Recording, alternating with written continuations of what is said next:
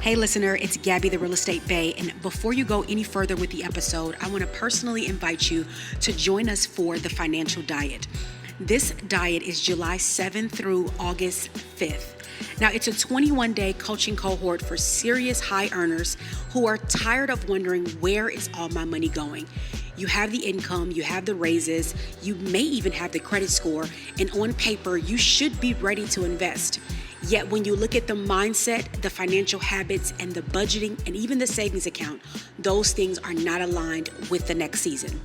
I heard the Lord say that in order to move into what is promised to you, you must shed what you no longer need. The Financial Diet is for 21 days, and I'm personally inviting you to join us. All you have to do is click on this episode's show notes, and I'll see you in the Financial Diet. Remember, we start July 7th, 2026. See you soon.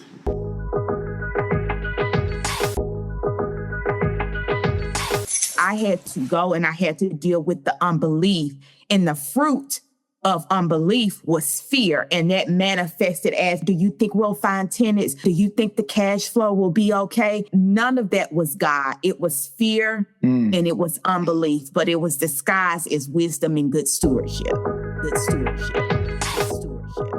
Welcome to Keys to Your First Rental, the private podcast designed exclusively for soon-to-be real estate investors. If you've dreamt of owning rental properties, you're in the right place. Join Gabby as she sits down with investor clients who share how the Real Estate Bae Agency has taken them from confused to closed. From finding the perfect location, to analyzing rental markets, to securing financing and placing tenants. We equip clients with tools and strategies to make their real estate dreams a reality. Here are their stories. Welcome to Keys to Your First Rental. I'm your host, Brandon Alexander Williams. We have a special guest on the line today to tell you about her investor story. Ladies and gentlemen, we have a Miss Dana Moore all the way from Arkansas, Marion, Arkansas, just outside of Memphis. So, Dana, how are you doing today? What's going on? I am pretty good. Just still fired up from Real Estate Bae Live. So I'm excited and just ready to make my next move. Awesome. So real quick, for those that don't know, tell them about what Real Estate Bae Live was for you as far as experiencing it in person. And hold on real quick. Did you come before, or you just kind of found us off the internet or through social media? I found you all off the internet. No, it was through the Profit Lab, which was, of course, off the internet. So yes, through the Profit Lab, but that was my first Real Estate Bae Live event. I absolutely love how you all just set the foundation by inviting God into like the whole conference, the event. And I really think that set the tone for the remainder of the days we was there. It was truly a God event, and it meant so much to me because those believers who God has called into real estate, I think it just set the foundation for it. Oh man, praise God. I'm glad you had that great experience. It's, I want to say this, we've been in business for 6 years, to God be all the glory. And every year we try to, we just had a debriefing meeting. And we're always trying to figure out how to make it better, how to make the user experience better. So I'm glad you got to see us and got to see our team, right? Because now you put names to faces. So when we mention names, it isn't just a computer or AI person, and in this day and age, it's important to have real people, but not just real people, but we believe in quality over quantity. So it's we got about, I think, 7 or 8 agents, but we aren't just most brokerages have hundreds of agents, right? So for us, because we know that some of our agents are going to serve our clients, we're just okay, who's going to be the best person for the job, but also who's really showing up and not afraid to show up in a human way and show their heart, because that makes a difference. It does, right? It's a difference between somebody just trying to kind of make a sale, right? Or somebody trying to rush you to the closing table. And so I'm glad you got to experience that, right? You got to, it probably filled in some blanks for you, It did. And I'm glad you spoke about big brokerage. It just felt like such a big family. I'm okay, there's Brandon, there's John, there's Janae, and just being able to put a name with the face, and it just felt so authentic. It just felt so real, because when I was looking online, I'm like, okay, they're good, but are they this friendly? Are they real? And it's like, you all really are who you present yourselves to be online. And that meant so much to me, because, typically when people say we're just like a big family, for most people, I'm like, okay, that's toxic. That's dysfunction. If you're if you're like a family, but that was not the case. It really was. It seemed a kingdom family. I'll say that. It just everyone was so friendly, and it was just a kingdom event. And you felt that with everyone on your team that I interacted with. So I was just particularly happy for that. Mm-hmm. Man, I'm really glad that you came. It was cool to see. And I love how you was introducing yourself. Hey, I'm Dana. What's going on? Like, I know y'all y'all worked with me before. No, but I like that, because sometimes we'll have people who know who we are, but we don't know who they are. And then sometimes they'll just kind of be like mousy and not say anything.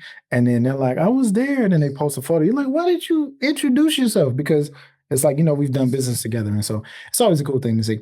So first, I'm going to jump into a couple of questions here. First question, what was your biggest challenge or goal before working with our team? My biggest challenge of goal, I would definitely say fear, and knowing that this is something that God wanted me to do, and not something that because I had a bad habit of, okay, seeing the idea, I'm like, okay, I'm going to execute it. But just knowing that, number one, this is a spirit-led, this is something spirit-led, and this is what God wanted me to do. And and once I figured out, okay, God, this is you, just not letting fear stop me from moving ahead, not letting fear deter me from doing what he's called me to do. Mm-hmm. Okay. Yeah. I mean, you know, the word says, God's not giving us a spirit of fear, but of power, love, and a sound mind. And so I can understand that, when we, in the world, when a lot of times, believe it or not, and I think our elders always mean well, right? Our parents and our elders always mean well, but a lot of times they pass us fear in the form of logic, in the form of good advice, in the form of the shoulds, right? You should do this, you should do that. And a lot of times, even when we're children, we may ask a question like, hey, you said don't do this, but you're doing it. And they're like, go find you some business, Yes. And so that lasts though, right? Because that becomes like the foundation of who we are. And so, and that was initially my story. Fear was disguised as wisdom and good stewardship, because Simone, hey, Simone, girl, I love you, but I know I got on her nerve with the questions, but it was once God showed me that, okay, that's not wisdom, that's not stewardship, that's really fear. And he had me to go back through the text messages and the types of questions I was asking her, like, do you think it'll rent? Do you think we'll find tenants? How long do you think it'll be on? All of those questions where someone who's kind of business savvy, you would think, okay, no, those aren't bad questions. But when the root of those questions are, I don't think this is going to work out, I don't think God is going to take care of me, that's when it's not wisdom, it's fear. So and Simone presented me so many properties, and until I had to deal with that fear, which was really unbelief, and the Lord showed me that's when my property came through. So it wasn't anything that the real estate Bay team was doing. It was some things spiritually that I had to handle before God opened the door for my property. Because Simone presented me with so many wonderful properties, but it was like, okay, I don't think this is it. I don't think this is the property. But until I dealt with that fear, which was a fruit of my unbelief in God taking care of me, that's when my property came through. I had to go and I had to deal with the unbelief, and the fruit of unbelief was fear. And that manifested as, do you think this rent, do you think we'll find tenants? Do you think the cash flow will be okay?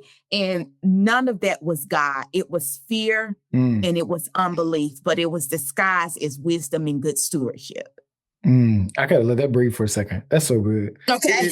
It's you know what? A lot of times, like I said, behaviors. What they say, I've heard the phrase "old habits die hard," right?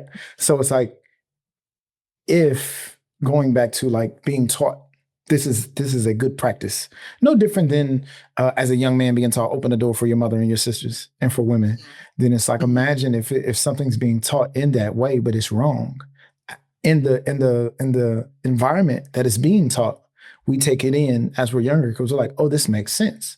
Or somebody tells you a cautionary tale, right? Like cautionary tales are so common. Oh man, let me tell you what happened to my friend. And what I've learned is that sometimes, one, those end up being the exception to the rule, but not the rule.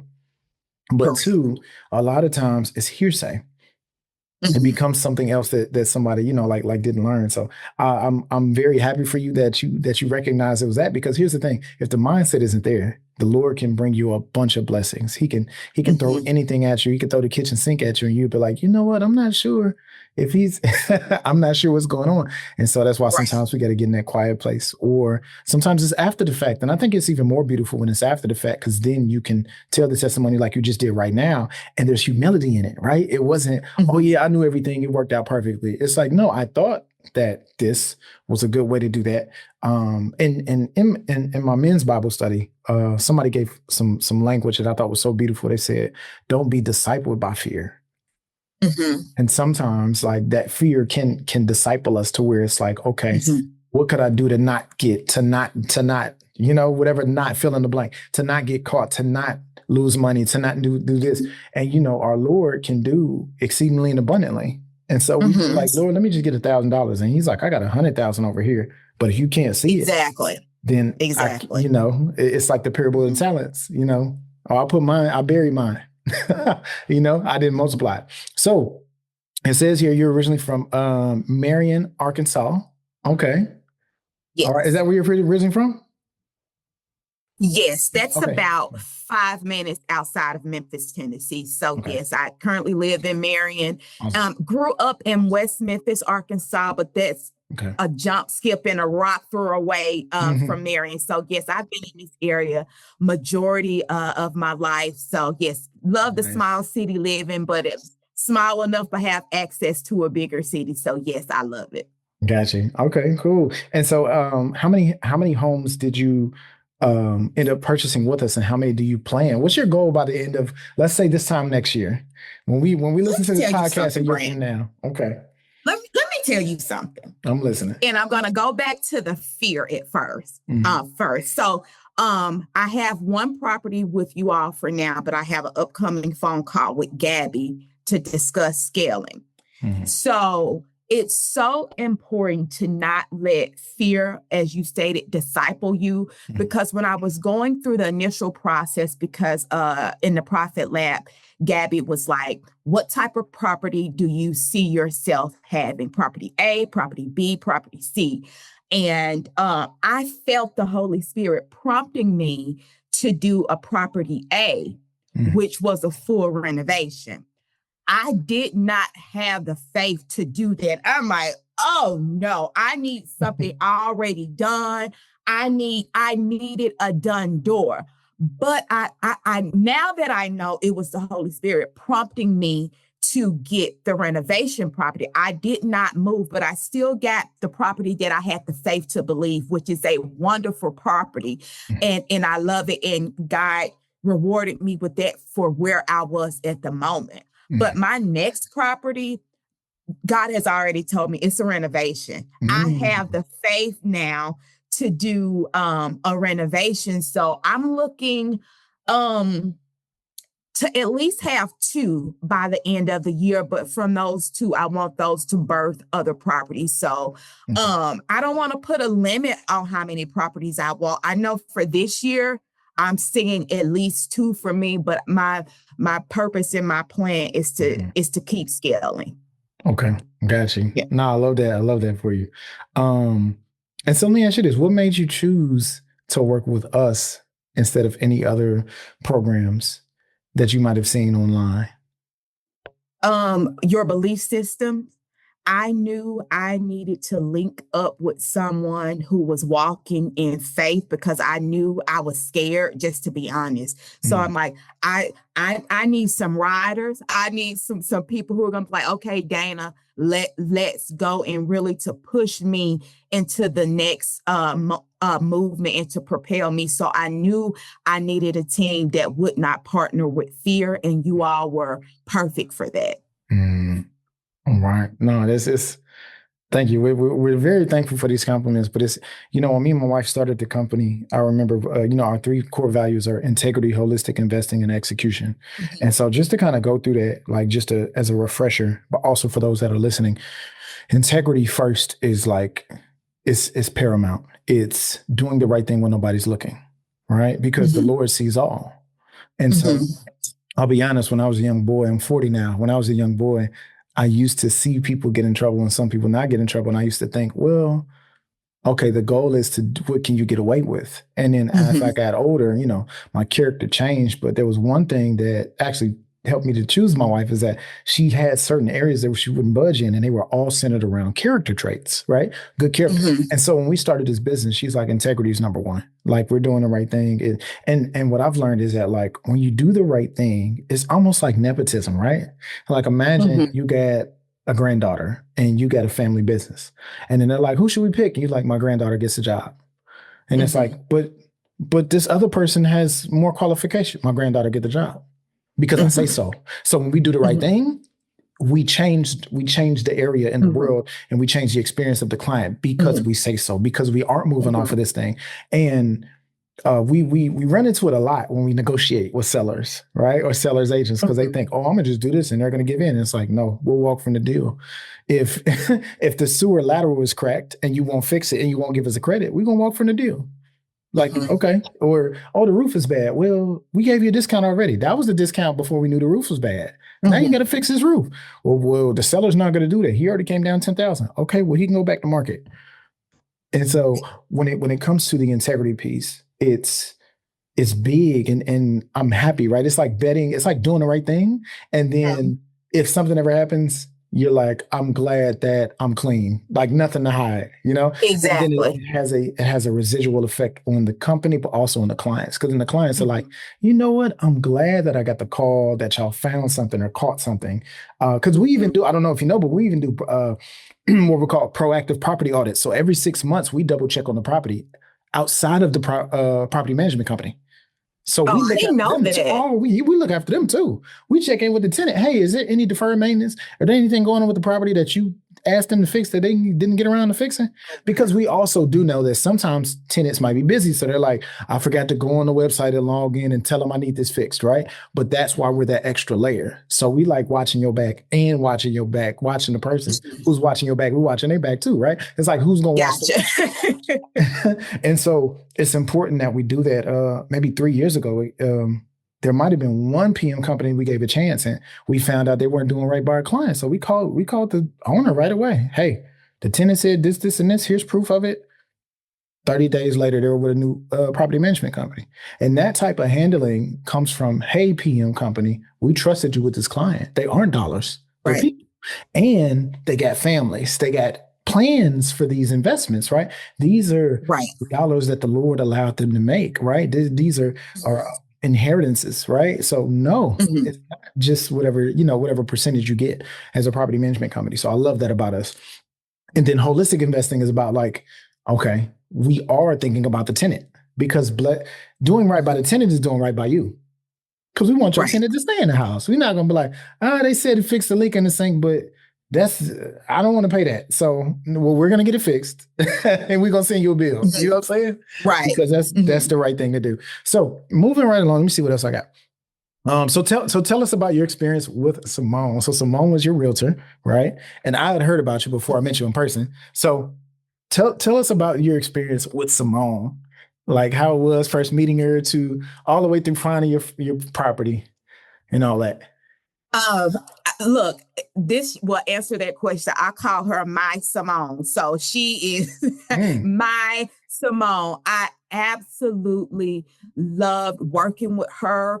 Our first initial call, I'm like, look, Simone, this is new for me. I don't know this. And most people, look, I'm partnering with y'all. And I'm telling you, look, I don't know this, but the thing that I loved about Simone was I was able to tell her, okay, by me being a new investor, this is what I need.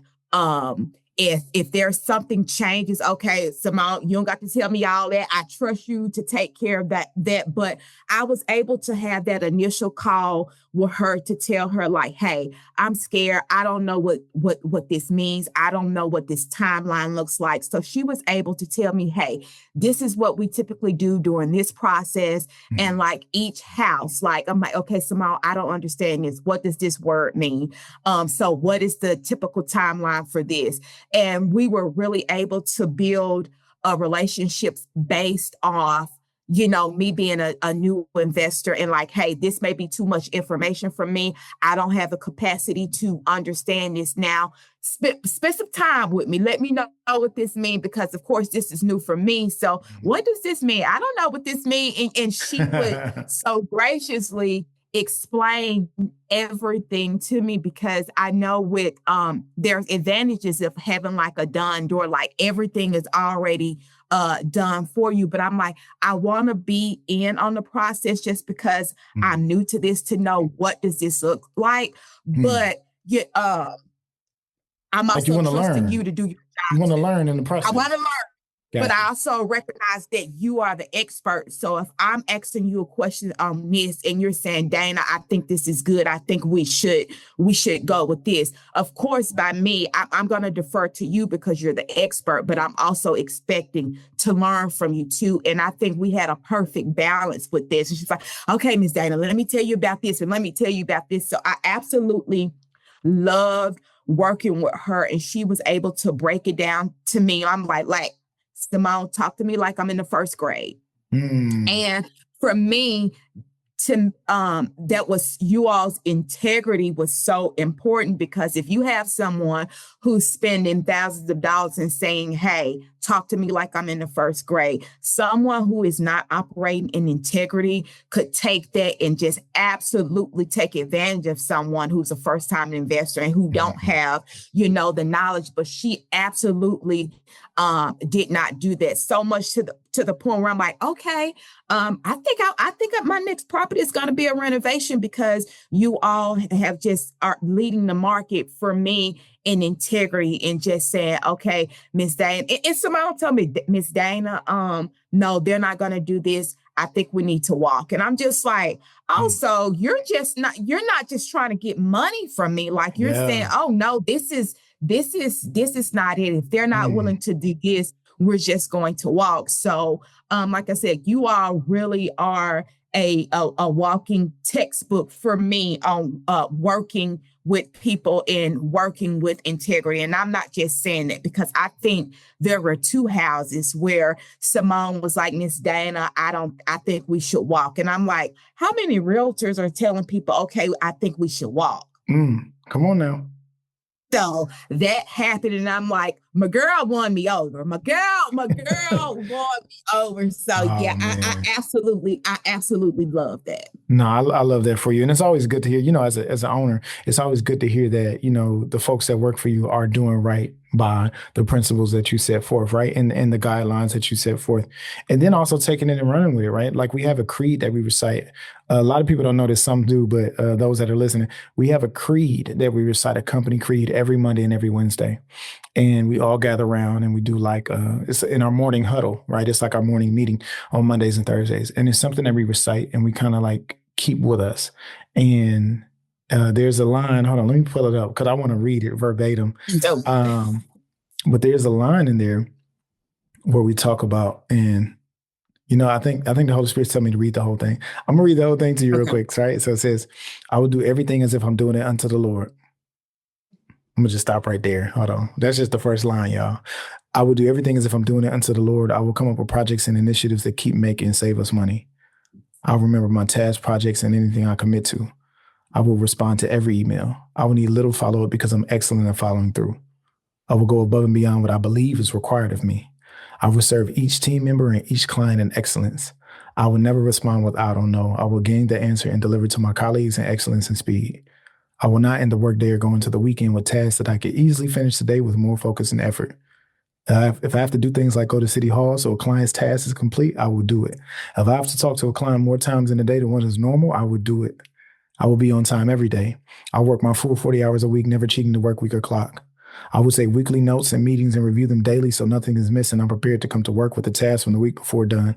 I will over-communicate. When projects are assigned to me, I will complete them in excellence, create notes and reminders for myself so that I'm never behind the 8 ball. I will come to work dressed appropriately, polished, looking like millionaire realtors and executives. I will stretch myself every day. I will never be okay with average. I will get better day over day over day. I will look back and say I was a pillar in growing one of the best brokerages and real estate powerhouses in the world. Wow. And Simone exuded that every day. And I'm not just saying this, but my girl is that girl. So she absolutely exuded that. I felt that working with her, every interaction. So yes, she's definitely walking in it for sure. For sure. Awesome. Yeah, especially when you talked about how many questions you had. And I remember, right? I remember like seeing someone outside of office hours and she's like, I'm going to call with Dana or I got to make sure this thing is done. Because here's the thing. And then just add, like, I'm a math guy, right? So add the math to this. Add the math of how much personal attention she gave you. And then think about all the things she did that you didn't see. All the phone calls she make that you don't know about, the research, the meeting up with attorneys or title companies or plumber or building inspector, stuff like that. Mm-hmm. And we truly have a love for it because, I remember growing up, like when you would hear about real estate, you associate it with commission because all you hear is people saying, oh, I sold a house. Look how much money I made. I sold a house. Look how much money I made. Or I bought a house. Look at my house. But it's like you don't hear I saved my client some money. It's you hear offer over asking so you can get the house. We don't do that. And one thing I've learned, and I want you to take this and share with your family as well, like when you're a buyer in real estate, you have all the leverage. Don't let nobody tell you any different. Any other types of negotiation transactions is different, right? And it's because usually in other scenarios, that person isn't trying to sell that asset or that thing or that pair of shoes or that purse. So it's like you're convincing them. They're like, make me an offer. No, when the house is on market, I'm trying to sell it. So when we come in as the buyers, we're like, man, I got this. And they're like, sure, deal. And then that's when we do inspections. I'll sign that. And inspections come back. Okay, so you got to fix this or give us a credit. Well, I'm not going to fix that or give you no credit. Okay, sign this mutual release. And we're going to go about our business. And then they start thinking. But the bigger thing is, we are essentially selling to the seller's agent. We never meet the seller. But we know that there are certain rules. There are certain things that the seller's agent has to tell the seller.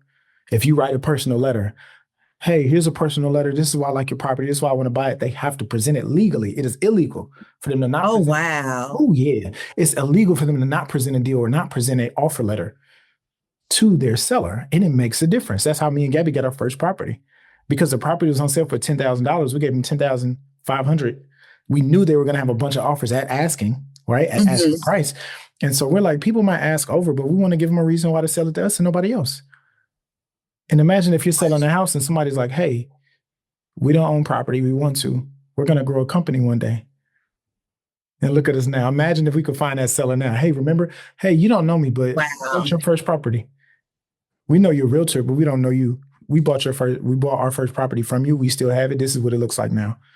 Wow. It's now worth this much more money. And those stories matter because then it's like, it isn't like, oh, I just sold mama's house and I got some money. It's like, you know what? Did you can get to tell your auntie, I sold mama's house and the people who bought it, they started a whole company. And now people from all over the country, remember auntie, you from Arkansas, this lady from Arkansas, work with them. I love stories like that. I think that's beautiful. And I think it's by design. I think the Lord makes it by design. So let me ask you this, kind of in closing, what would you recommend? Oh, actually, hold on. Here's kind of a curveball. What surprised you most? maybe something you didn't expect, or maybe something that let me leave it at that. Something that was unexpected, and you're like, oh, this is a thing. How much you all hear from the Lord. And I know this is Mhm. supposed to be about real estate, but that really, I needed that because there was a property we put an offer in on, and I was like, I'm like, this isn't it. But I didn't want to feel as if I was wasting you all's time. And I'm just like, okay, Simone, you're the expert. If you say it's a good property, let's go for it. But I'm not feeling it. I'm not feeling it. Mhm. We took that thing before the Lord. And it was Simone, it was Gabby, it was me. We took that thing before the Lord. I was just uneasy. I didn't have a rest about the property. It was a great property. I mean, everything as far as the cash flow, it was everything that we wanted it to be, but that wasn't my property. And I felt that. So Simone and I got on the call, and I'm like, Simone, I'm just not, I don't think this is the property. I don't think this is the property. And Simone and I had a phone call. Then Simone, Gabby and me had a phone call, and we got to praying. It was not the property. We pulled out.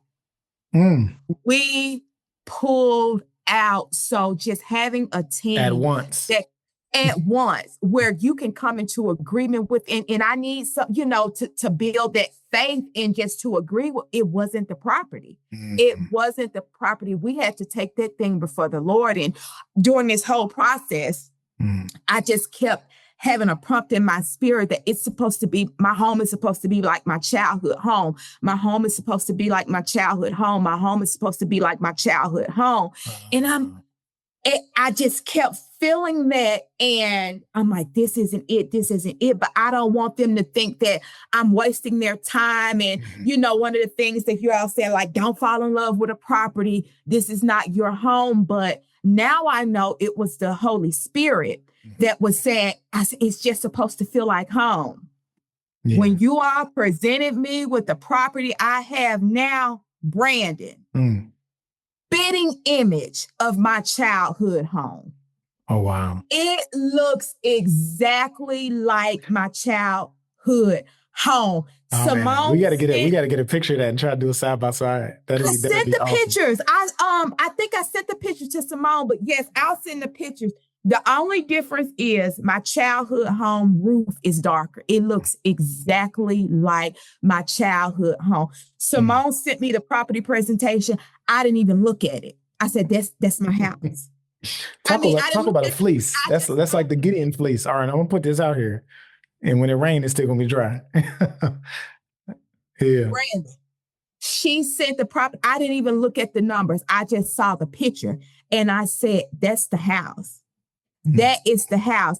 And Simone told me after the fact, she said, before she even presented the house to me, Gabby said, this is Dana's house. This is Dana's house.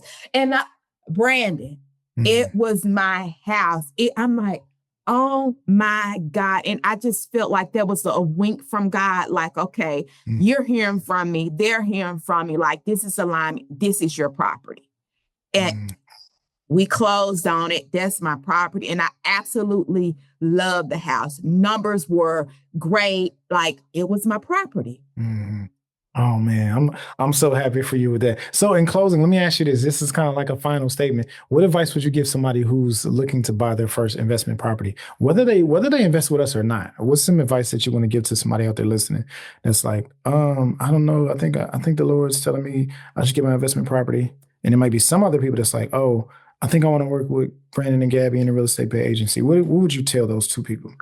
I would tell them, number one, deal with the unbelief and the fear, because it's going to come.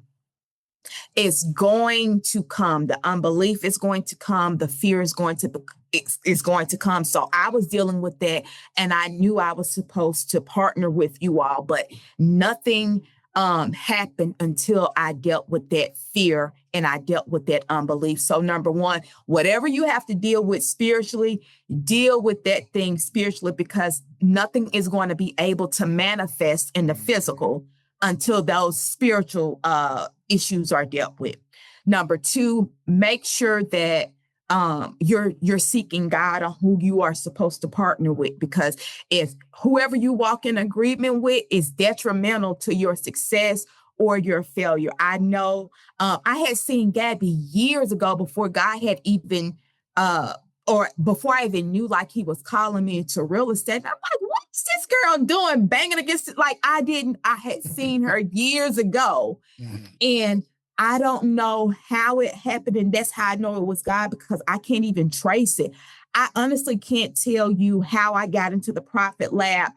I honestly do not know, but I recognize Gabby's face from years ago. I believe maybe it was a commercial on Facebook or Instagram or something. I honestly can't tell you, but I remembered her face from years ago, and I saw her again. I'm like, okay, I'm just gonna sign up for this class just to see what she's talking about. And it was all God. But see, God, it's so many people like on Instagram, on Facebook saying, you could do this. Seek God as to who are you supposed to partner with, because that is so important, because he could give you a vision, but if you're trusting that vision with the wrong partner, it's gonna fail. So ensure that you are working with who God has called you to work with. That'll preach right there. I'm gonna leave you with this. This is one of my favorite scriptures. I'm gonna read to you right here. Okay. And I want to commend you for walking in faith, right? And so I use this metaphor here.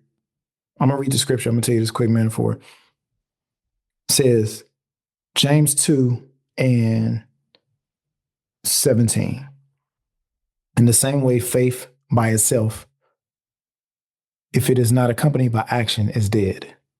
But someone will say, you have faith, I have deeds.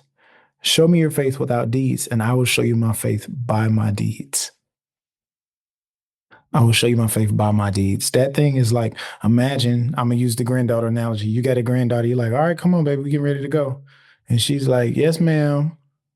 And she's in another room. Versus, come on, grandbaby, we getting ready to go. And you don't hear any response. You just see her with the coat on at the door. Her with the coat on at the door is like, I'm showing you that I believe you. Wow. I think a lot of times the Lord is waiting on us. He's like, as soon as I see you get to the door, I'm going to get my keys. But you say, here I come. Here I come. Here I come. I'm coming. Be down in a minute. Be down in a second. He's like, as soon as you get to this door, I'm going to open it. But yep, because you say you believe me, but your feet don't say you believe me. Yep. So I commend you for taking that step. You do what you believe. And you do what you believe. Come on. And so that's faith without action is dead. That's it. And I love in this verse. Let me go back a couple of verses that lead into it. It says, verse 15, James 2:15. Suppose a brother or sister is without clothes or daily food, and one of you says to them, go in peace, keep warm and well fed, but does nothing about their physical needs. What good is it? So it's like the Good Samaritan. It's like he cleaned him up, he bandaged his wounds, gave him money, put him in the inn, or the hotel, gave the innkeeper extra money. So that's like, yeah, do that. I'm gonna pray for you. No, you got to do something and pray. Right. This is in the word. It's right here. It's black and white.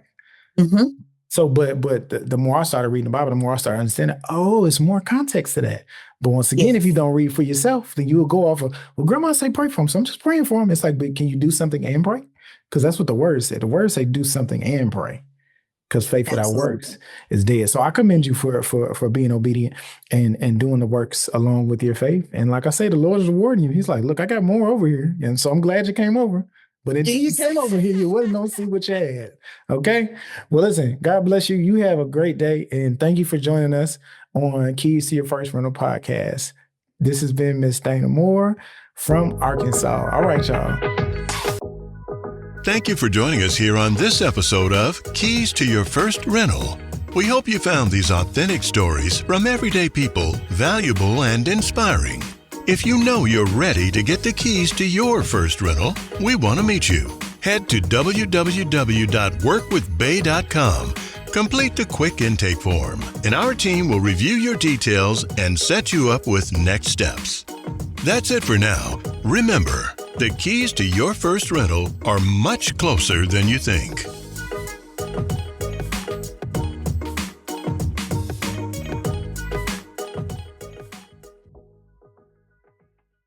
Hey listener, it's Gabby the Real Estate Bae, and I want to personally invite you to join us for the Financial Diet. This diet is July 7th through August 5th. Now, it's a 21-day coaching cohort for serious high earners who are tired of wondering, where is all my money going? You have the income, you have the raises, you may even have the credit score, and on paper, you should be ready to invest. Yet when you look at the mindset, the financial habits, and the budgeting, and even the savings account, those things are not aligned with the next season. I heard the Lord say that in order to move into what is promised to you, you must shed what you no longer need. The Financial Diet is for 21 days, and I'm personally inviting you to join us. All you have to do is click on this episode's show notes, and I'll see you in the Financial Diet. Remember, we start July 7th, 2026. See you soon.